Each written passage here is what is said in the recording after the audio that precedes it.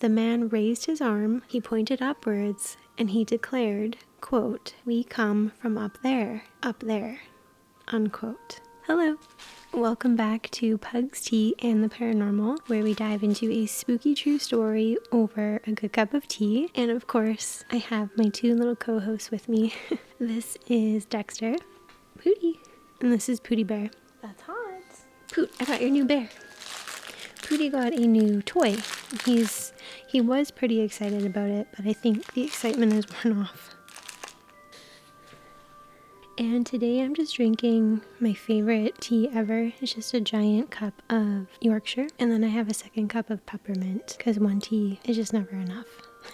So today we are flying into some truly bizarre stories that are not only terrifying and creepy, but they are also hilariously unsettling. And as you listen, I'm sure you're going to understand exactly what I am talking about. Today I'm telling you all about Sam the Sandown ghost clown, phantom houses, and a real alien encounter that occurred at a motel in the United States. The first story recounts a chilling encounter in Sandown, a seaside town on the Isle of Wight in the UK. Two young children allegedly spotted an entity here. It was perhaps an alien, a ghost, or something else entirely beyond our comprehension.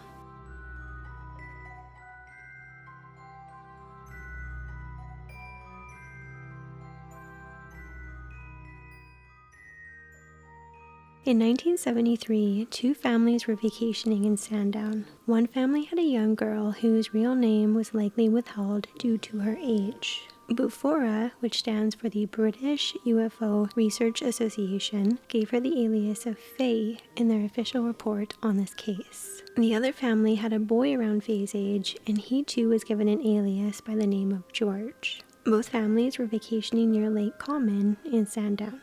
One afternoon, and keep in mind that this was in the 1970s, the two children, despite their young ages, were exploring the outskirts of Sandown all alone. Suddenly, they heard a very unusual, loud wailing sound, and they said that it was similar to an ambulance siren, but it was somehow distinctly different. Intrigued, Faye and George set out to find the source of this noise, and their search led them across a golf course, through dense hedges, and then finally to a swampy meadow bordering Sandown Airport, where the sound abruptly ceased. As Faye and George crossed a wooden footbridge in the swamp, they heard splashing sounds in the water below. Suddenly, a blue-gloved hand emerged from beneath the bridge, and a very strange-looking creature was attached to it. The creature, holding a book, suddenly dropped it into the water. The humanoid-looking creature fumbled for the book, and then it retreated from the water and walked towards a small building situated in the middle of an open field. Now, this building, it resembled like a windowless metallic shed, and it was just a very, very odd sight in the middle of this open field. The creature, bipedal, but walking with an unusual hopping gait, disappeared into this weird shed. Now, uncertain of their reaction, though I'm sure they were pretty freaked out, Faye and George turned to leave, and after walking about 50 yards, they glanced back to see that the creature had reappeared, now carrying something in its hand. Suddenly, the wailing sound from earlier returned, but it was now so ear-piercingly loud that the children were terrified. It was so loud that George just turned and he began running away from it. Perhaps realizing that the noise was alarming, the creature, which was referred to as a male in the report, started speaking into what was clearly some sort of microphone. The creature asked, quote, "Hello? Are you still there?" unquote. Surprisingly to the kids, the voice was not very loud. It was very soft and friendly, as if the creature were just standing right beside them. And encouraged by its friendly tone, they turned around and they walked back towards him. They see that he is indeed holding a black knobbed microphone with a white cable attached to it. Up close, this creature appears nearly 7 feet tall. It is neckless, and its head is seemingly wedged directly onto its shoulders. He is wearing a yellow pointed hat with a red collar and a green tunic. A black knob tops the hat with wooden antenna on either side of it. His face features triangular eyes, a brown square nose, motionless yellow lips, and round markings on his paper white cheeks.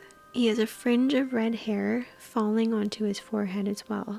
There are wooden slats protruding from his sleeves and his trouser legs. His clothing was completely ripped up and old and very damaged. He only had 3 fingers and 3 toes on each hand and foot, respectively.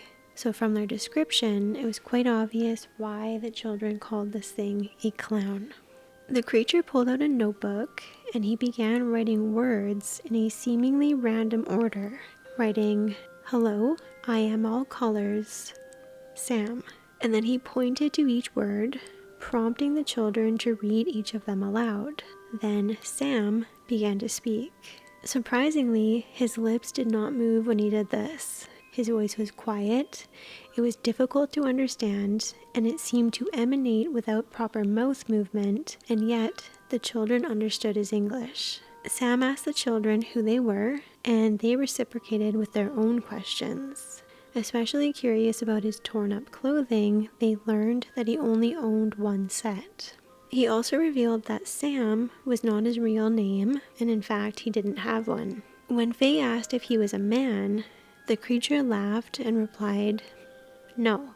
Wondering if he was some sort of ghost or other paranormal creature, the children simply asked him, "Are you a ghost?" This question elicited a chilling response, with Sam replying, quote, "Well, not really, but I am in an odd sort of way."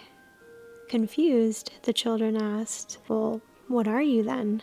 And he simply replied with, quote, "You know," unquote, and offered no further explanation. He went on to tell them that there were others like him, and he even sketched one of them in his notebook to show them. Sam expressed his fear of humans, acknowledging the possibility of how they could cause him harm, but insisting on no violence. He would not fight back if he were ever attacked by one. This ghostly, alien, shape-shifting creature, whatever it was, then invited the children into his metallic hut. They entered through a flap and were surprised to find the interior much larger than its external appearance suggested. Inside, Sam removed his hat, revealing round white ears and sparse brown hair. Inside, the hut had 2 levels. The lower level, spacious enough for the tall creature to stand up, and it featured simple wooden furniture, as well as an electric heater and a metallic floor. The walls were even covered in pretty blue and green paper. The upper level was quite small. Sam explained that he survived on berries and purified river water, saying that he collected berries in the late afternoon and then he purified the water himself. He mentioned having a camp on the mainland, but he offered no further details about it. Sam then proceeded to eat some berries in front of the children. He placed a berry in his ear. He thrust his head forward, and the berry vanished, reappearing at one of his odd eye holes. He repeated this process, transferring the berry to his mouth. There's just something very unsettling about that, and I don't like to think about it. So Faye and George spent about half an hour conversing with Sam. They then bid him farewell, and they ran back across the golf course. Upon encountering an unfamiliar man, they immediately recounted their extraordinary experience, stating, "We just met a ghost or somebody dressed up as a ghost, and we went inside his house." The man simply laughed at them, which is pretty astonishing considering these young children were reporting that a stranger had just invited them into his dwelling. But yeah, he just laughed at them. Faye's reluctance to disclose the encounter to her father may have stemmed from a fear of being dismissed. Perhaps she anticipated his disbelief, similar to the man that they met on the golf course.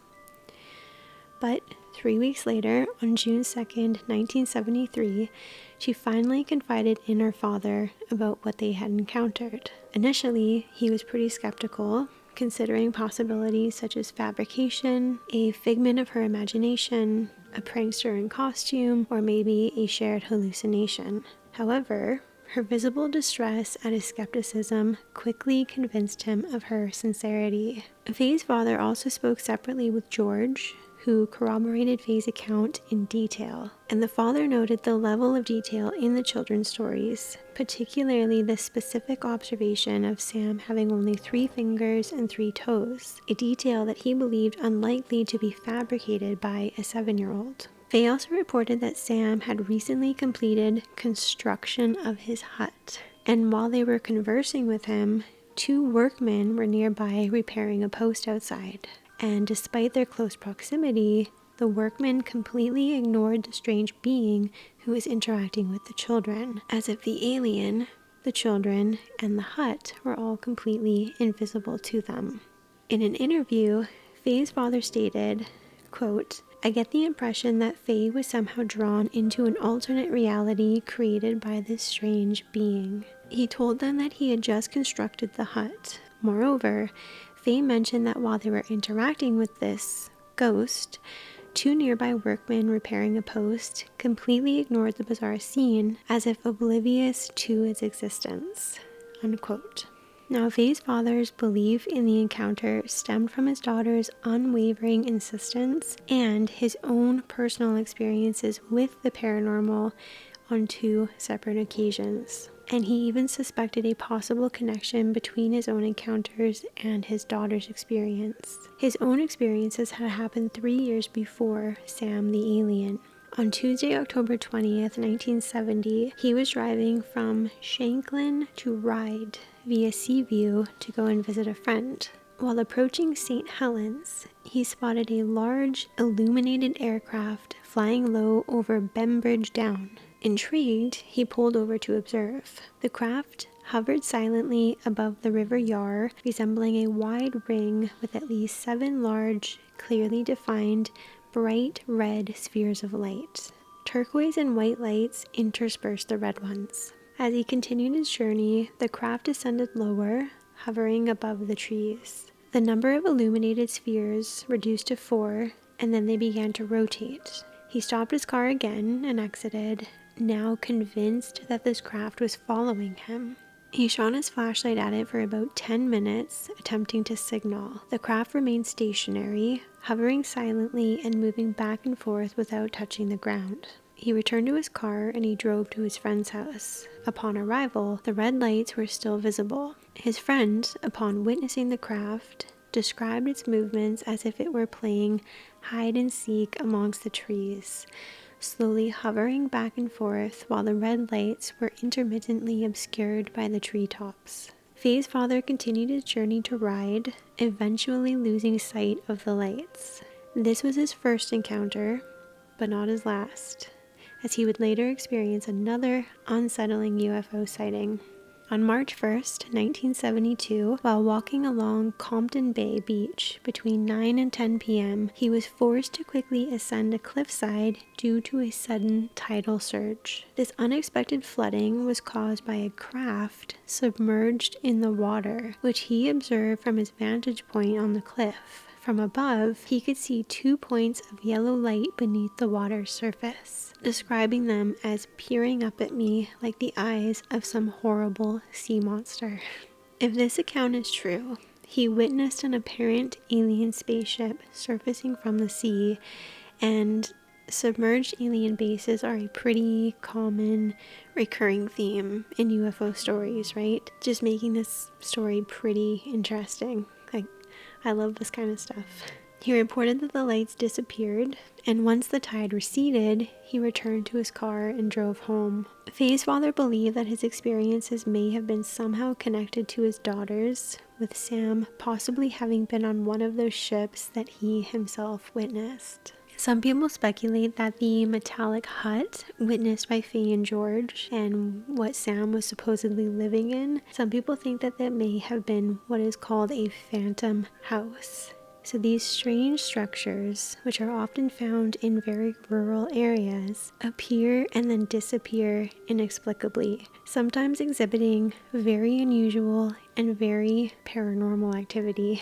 Their existence and nature remain largely unexplained, but they are incredibly creepy, and I came across a couple of the creepiest true stories on this ghostly phenomenon, and I'm going to share those next.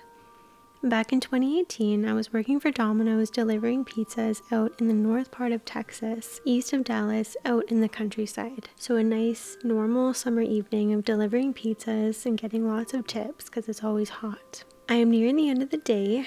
The sun is starting to set as I pull onto an old country road that I'd been on dozens of times already, including twice that very day. I take a curve and I see movement in the trees. Then I crest over a hill to see an old, rotten, burnt home in what I knew was an empty field. I had delivered a pizza earlier to the property across the road. I had even parked in the empty driveway to the field. I went ahead and I drove down another block to my delivery, feeling like something was watching me from that burnt house. I spent a few extra minutes chatting with the people that I delivered to before heading back up the road, but when I looked to where the burnt house had been, it was gone. The field empty once again. I figured I just hallucinated it, but a few days later, the same thing happened. The house was there. I felt like I was being watched, but if I didn't view the house for more than a few minutes, it would disappear. Though this wasn't the only oddity that started happening.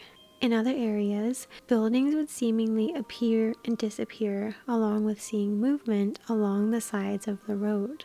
Though the thing that finally made me quit was when I finished my shift, but I did a ride-along with my buddy. We went and delivered the food, and we were both off the next day, so we planned to go hang out at my house and then go get my car later. We deliver the pizzas, and the GPS suddenly goes blank, and then the redirecting notification started spamming, and his lights flickered as we take a turn down a dark road. No house lights in sight. The feeling of being watched was then beginning to crawl in.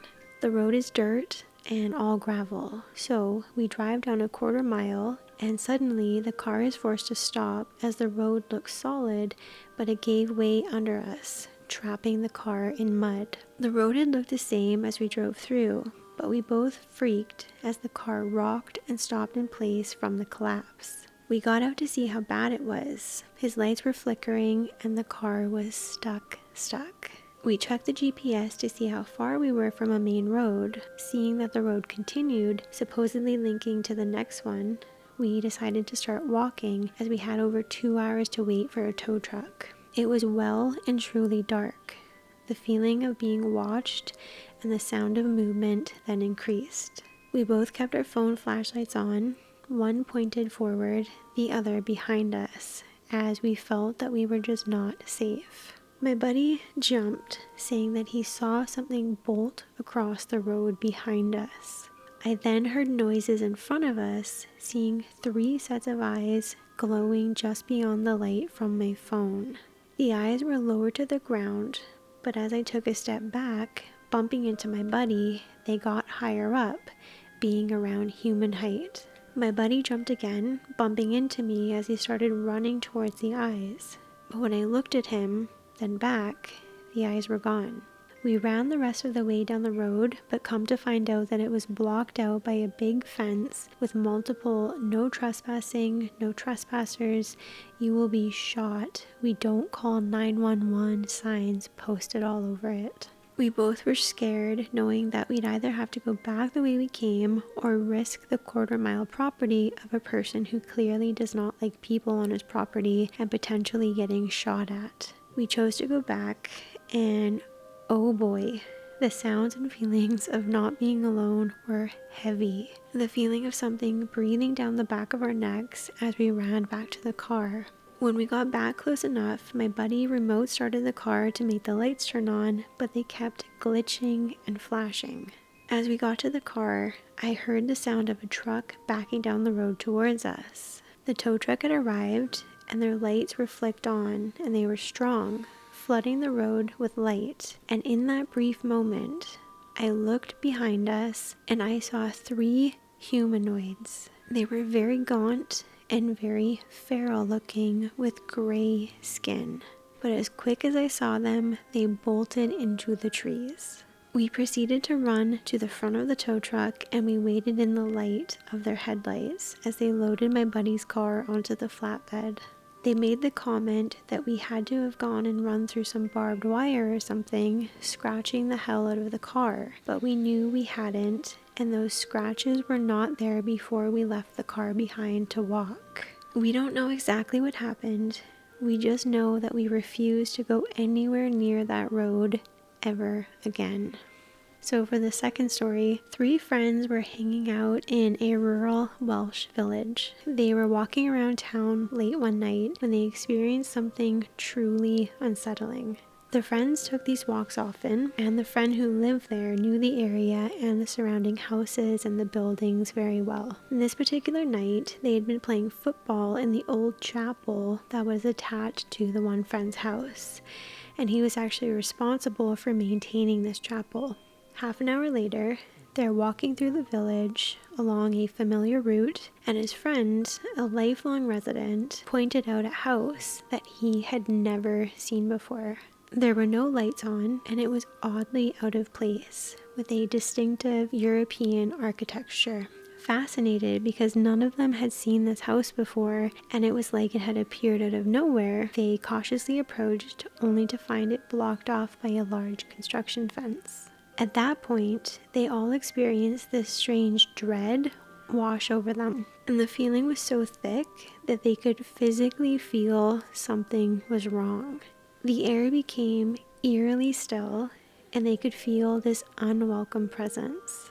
They took a moment to shake off the unsettling feeling, sitting on a nearby wall, but the single chime of the village church bell ringing made the feeling even more intense. Particularly because it was only 11:30 p.m. and the bell only rang one time, both of which were very odd and didn't make any sense. They hurried back to their friend's house, shaken and speechless the entire way there, with his friend unable to shake the uneasiness off of never having seen that house before. The next day, they returned to the spot where they'd seen the house, only to find nothing but an empty patch of dirt.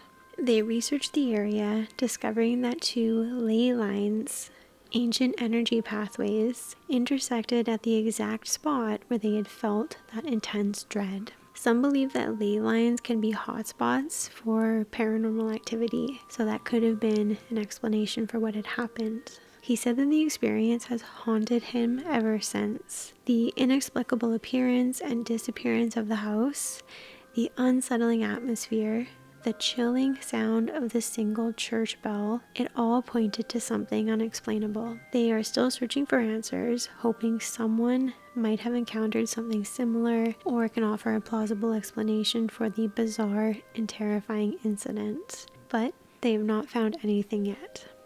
Alright, so let's get into the next story. So it is May 15th, 1970, and a woman named Dorothy Simpson is working the night shift at her motel. It's a very quiet night, and she is examining billing documents at the desk when, out of nowhere, she hears what she described as a whistling sigh. The noise startled her because the lobby had gone from completely silent to 4 people suddenly standing in front of her desk making this strange sound. The reason that this was so strange was because the motel only had one front door that guests could come in from. The door even had a bell over it, and Dorothy had not heard the door open, nor had she heard the bell ding.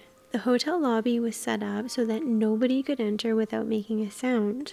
Yet, here were 4 people standing in front of her who had seemingly appeared out of thin air. They even had a bunch of luggage with them that had also made no noise.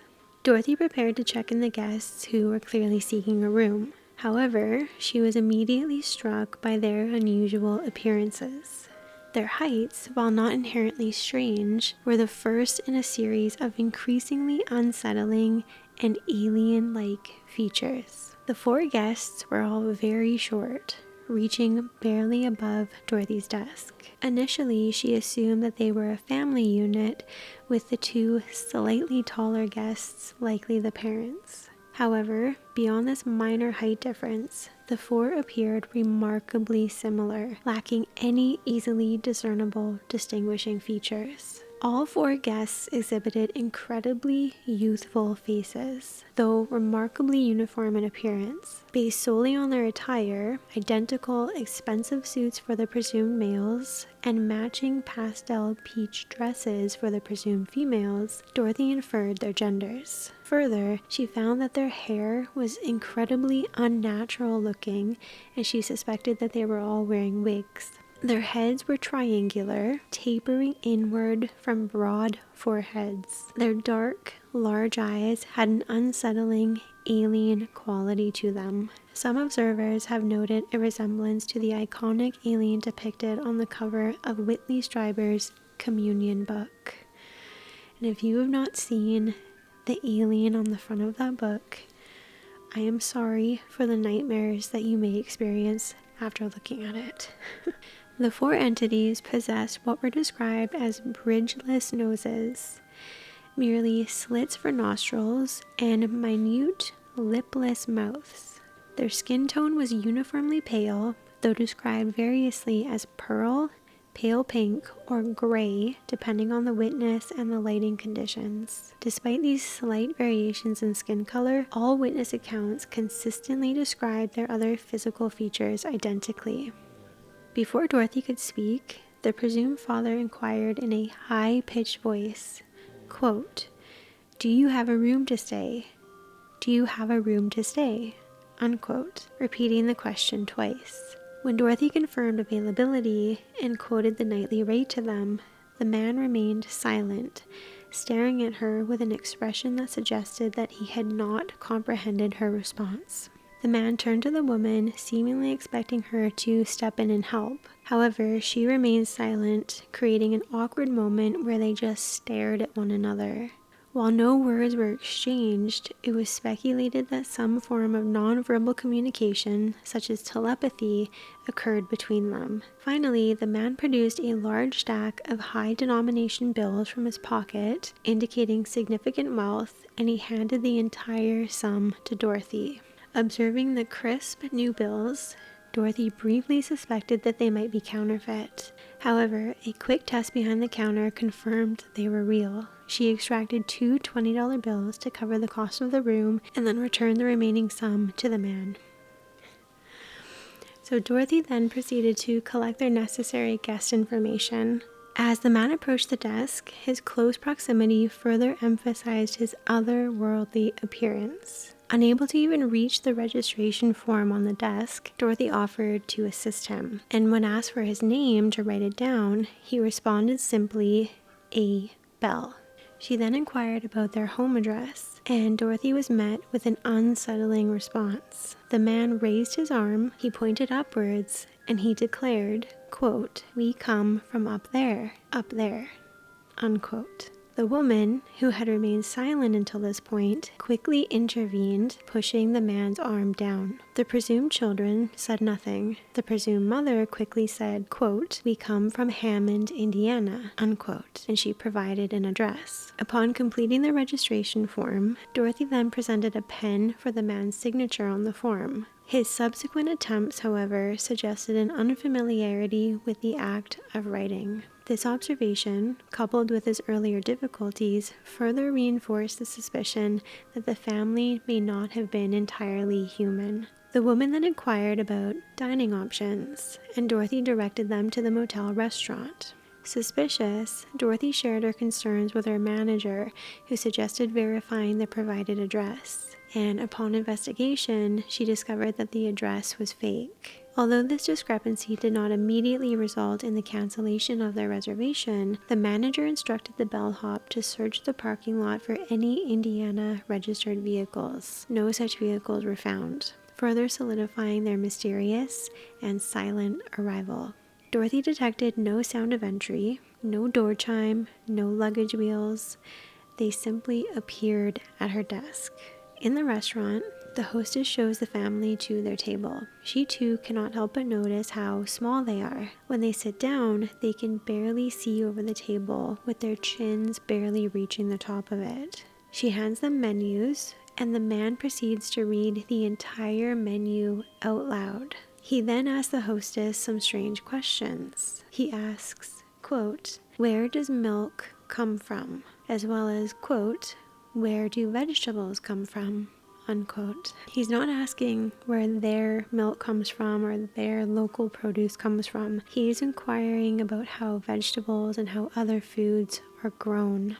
The mother orders peas and milk for herself and for her children, and she orders peas, water, and a small steak for the man. While seemingly inconsequential on its own, this dietary preference, when considered alongside their unusual appearance, strange arrival, and the man's claim of extraterrestrial address, further fueled speculation about their nature, and the manner in which they consumed their meal proved equally intriguing. So the hostess served them their meal, and intriguingly, all 4 of them bypassed the correct utensil, instead individually spearing each pea with their knives, and then inhaling each pea with a pronounced sucking sound. This unconventional dining style, while potentially explainable by cultural differences, further solidified the growing suspicion of their extraterrestrial origin. Like the pen in the lobby, it was as if they had no idea what utensils were used for. I think Dexter's having a nightmare. Oh no. So next, the man struggled to consume the steak. Despite cutting it into minuscule little slices, he could not physically fit any of those pieces into his tiny slit of a mouth. And then, suddenly, as if by some unspoken agreement, all 4 of them ceased eating simultaneously. The man paid for the meal with a $20 bill, and the family promptly departed without waiting for change. The bellhop, who had earlier stored their luggage, retrieved their bags and escorted them to their room. The bellhop directed them to the elevator, and he pushed the button. Upon the doors opening, the family recoiled in fear, clearly unfamiliar with the contraption. The bellhop reassured them of its safety, loaded their luggage, and then entered himself, encouraging them to join him. He subsequently escorted them to their room, unlocked the door, deposited their luggage, and turned the lights on for them. The moment the bellhop illuminated the room, the man screaming, quote, "The light is going to hurt my children's eyes," unquote. While unaffected by lobby or elevator lighting, the man expressed extreme sensitivity to the room's illumination, suggesting a unique physiological response to those specific lights. His bizarre reaction, delivered in an angry and unsettling tone, visibly startled the bellhop, who promptly exited the room, foregoing the tip that he would have usually waited for. The most unsettling aspect of this case involved the staff's collective suspicion. Convinced of the family's unusual nature, Dorothy, the bellhop, and the restaurant staff agreed to observe their departure the following morning. However, the family failed to check out as expected. Nobody observed them leaving the lobby, which was the sole exit, without triggering an alarm. Throughout the night, staff monitored the lobby, observing any guest traffic. No guest departures were recorded, and the only accessible exit, which was the lobby door, remained under constant surveillance. The hotel's alarm systems, including any emergency exits, were functioning flawlessly, yet no alarms were triggered. Despite the constant observation in the lobby, the family vanished without a trace, leading to the inevitable conclusion that they had departed as mysteriously as they had arrived. Interestingly, Dorothy Simpson was actually a member of the UFO study group of Greater St. Louis, and this is where the story actually took place. I think I forgot to mention that at the beginning. That's where the motel was. And wanting to study these potential alien visitors, she recognized a potential conflict of interest. So she referred the case to famous ufologist John E. Schroeder. Schroeder interviewed the 5 witnesses at the motel, all of whom were, quote, sincerely bewildered, unquote, by the events. Remarkably, despite variations in the described skin tone, all witnesses provided consistent accounts of the family's appearance. Schroeder published his findings in a 1978 paranormal journal, but no further investigations or significant developments have emerged. Creepy. That's such a creepy one. Okay, that is it. Let me know what you thought. I I love alien stories. And as I said at the beginning, something about Sam, the Sandown ghost clown, there is something so unnerving about that story that I can't even like put my finger on it. There's just something so creepy about it. And I'm not even somebody that is very afraid of clowns. Like, that's not where it's stemming from. There's just something very unnerving about that entire story. Let me know what you thought. If you have any suggestions for a future video, whether it be alien or ghost or something else that is paranormal, please let me know in the comments. If you like the video, please give it a thumbs up, subscribe so you don't miss the next one, and we will see you very, very soon. Thank you so much for being here. See you soon. Bye.